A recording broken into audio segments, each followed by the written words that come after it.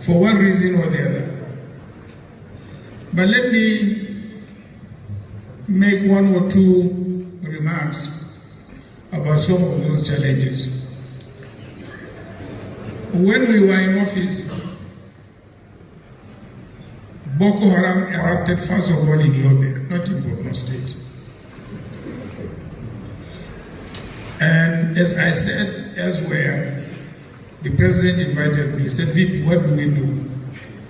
I said, "Mr. President, let's invite the service chiefs, give them a deadline. They either put it down or they resign and go."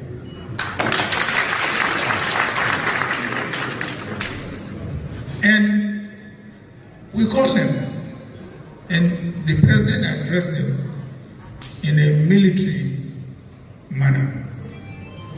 And believe me, within few weeks or months, they put it down. By the time we left, it was down. It was out, completely stopped. But after we left, it resurfaced. Again, I read in a United Nations report that Nigeria was terribly underpoliced. I went to him and said, "Mr. President, I read a United Nations report and Nigeria is terribly underpoliced." He said, "What do we do?" I said, "Well, we have many police colleges that have been closed across the states. We should reopen them and hire as many policemen as possible." And we did that. And then it came to the issue of procurement of the equipment for the police, from arms and ammunition and so on and so forth. I said, "Mr. President, let's call the police. Let them tell us where do they procure these items, which countries."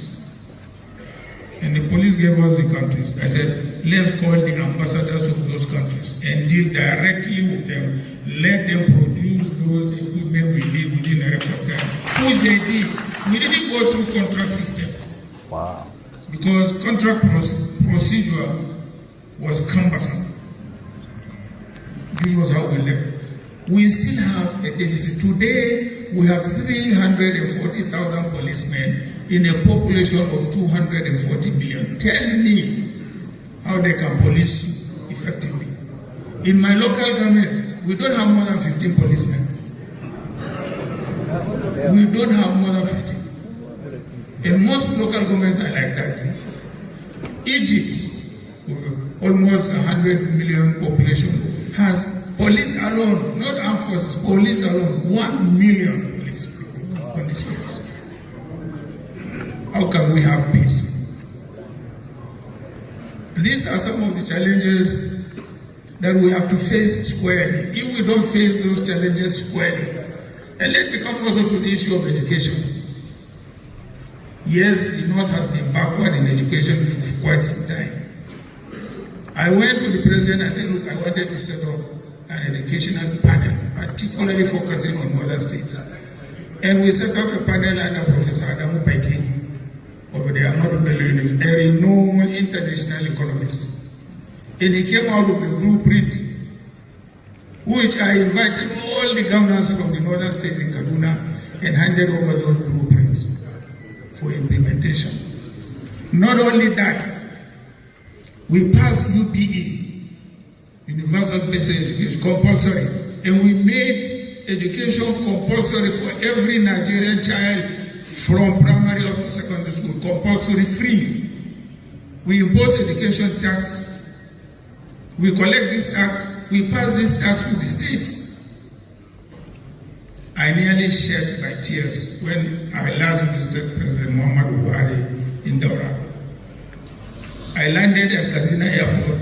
From Kazina Airport up to Daura, hordes of Almajiris, 20, 50, 30. This is the home of the foremost Kazina College, where all our First Republic leaders went to. Today is the home of Almajiris in 20s, in 30s, in 40s, till I went to Daura. And from Daura till I came back to the airport, the same. Ladies and gentlemen, these are very serious issues. These issues not only about ourselves, but about our children and grandchildren. It is about our children and grandchildren. Like I used to tell my children, I said, look, I have lived my life. Thank God. But it is about you and about their kids. We better face these challenges seriously, patriotically, not a question of self-enrichment. No.